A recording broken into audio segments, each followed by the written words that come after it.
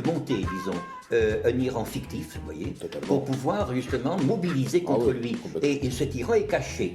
Je dois dire que on parle beaucoup de cette révolution. Vous parlez de ce schisme qui a été déclaré religion d'État, justement, oui,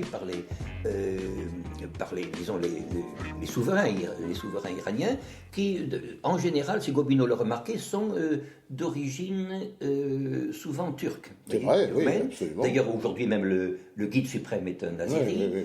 Je dois dire que c'est en Turquie que l'imam Khomeini, qui avait appris le turc, il le dit lui-même, par la méthode Teach Yourself, il avait appris en quelques mois.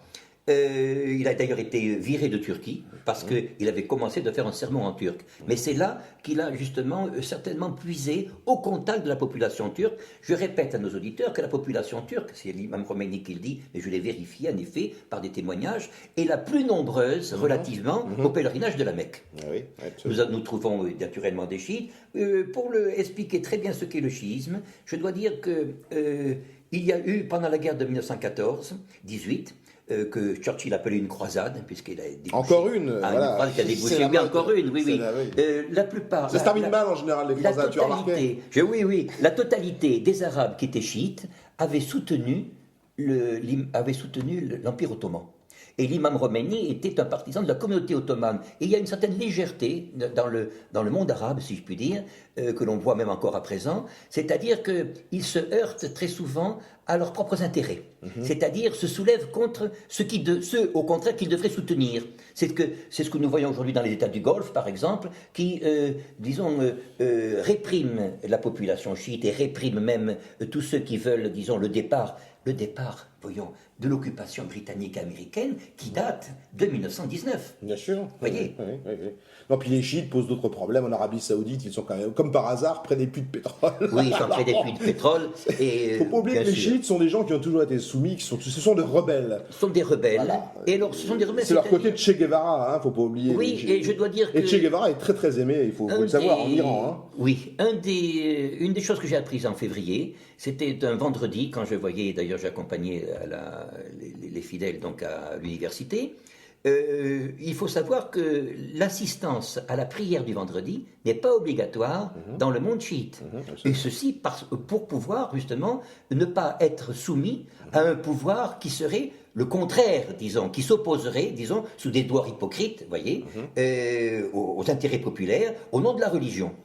Je dois dire qu'un homme chez nous qui me semble être, c'était quand on disait qu'il était les plus honnêtes. Je prétendrai avec mes camarades de l'école des Chartes que c'est finalement le seul grand philosophe que nous ayons en France, c'est Voltaire. Et Voltaire, écoute, dans bien un sûr. livre, je ne sais pas si tu sais que, Bien sûr. comment ça s'appelle, L'essai sur les mœurs, Qui n'est pas réédité. Il tu n'est jamais sais, réédité. Il n'est même pas en Pléiade. je le connaissais dans ma jeunesse, donc dans les années 60, je le connaissais, disons, en édition Garnier.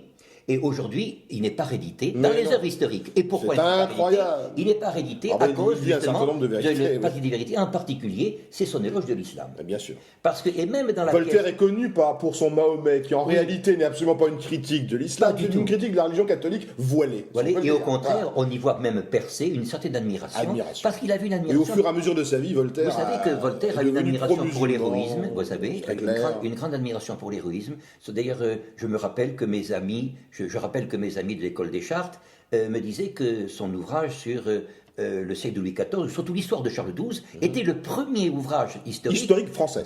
Absolument. à avoir un apparat critique Ah oui. tout à fait dans le style d'aujourd'hui. C'est le premier historien C'était le français. premier c'est grand historien Voltaire. français. C'est Voltaire. Et il est Le siècle vraiment de Louis très XIV. dommage Et que... François Bluch le dit d'ailleurs dans son Louis XIV. Et les Français, disons, c'est peut-être un symptôme de décadence, de notre part, méconnaissent justement leurs propres auteurs. C'est ça, oui. Vous voyez je dois dire d'ailleurs que il y a une sorte de tyrannie de la mode en France.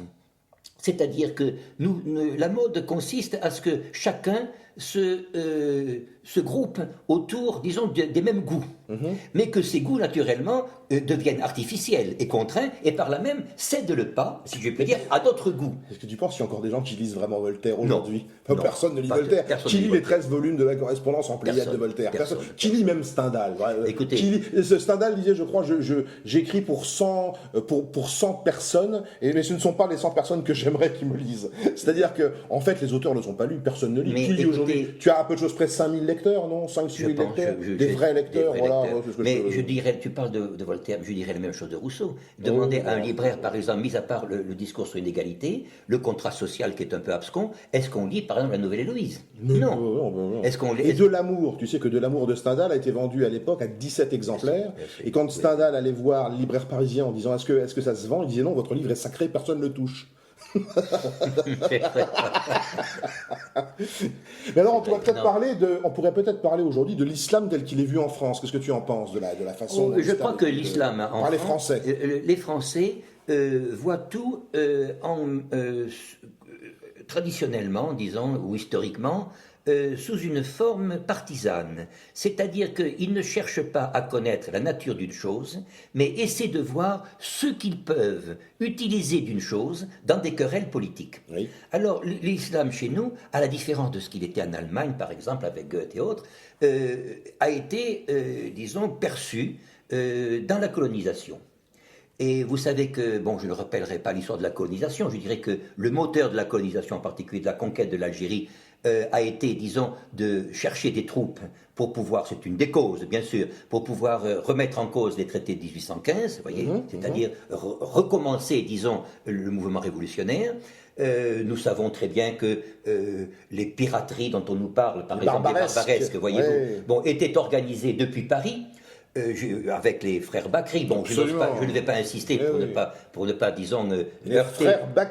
Les frères Bakri, dont chers amis qui nous écoutaient. Oui, dont un est d'ailleurs un frère Bakri qui avait du talent, d'ailleurs, mais un talent qui était limité, bien sûr, puisque c'est celui du Canard enchaîné. Nous donne, disons, un peu un aperçu, voyez-vous, du caractère très mesquin, voyez-vous, de cette occupation. C'était le pays où on envoyait les fortes têtes, voyez. Et je dois dire que cette colonisation a réellement porté tort à la connaissance que les Français auraient dû avoir de l'islam.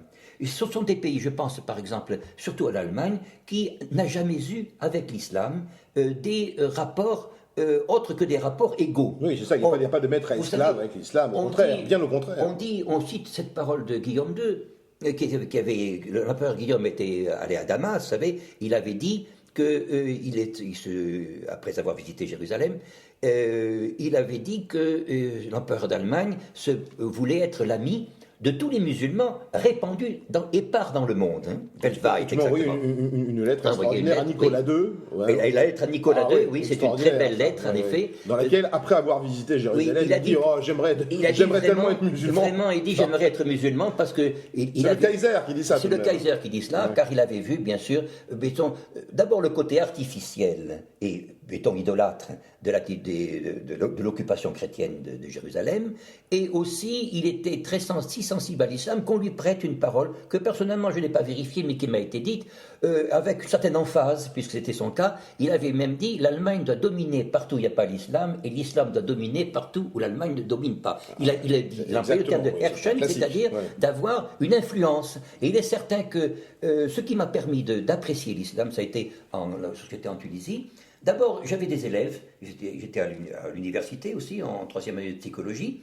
Mes élèves étaient tous des partisans de Nietzsche, et ils étaient en admiration devant Hegel. Et je dois dire que cet idéalisme allemand répondait, évidemment, était accessible à eux, à cause justement du fait que, dans tout idéalisme, le point de vue est unique. C'est un point de vue de hauteur. Bien sûr. C'est-à-dire que c'est une soumission, voyez-vous, à quelque chose de plus fort que nous.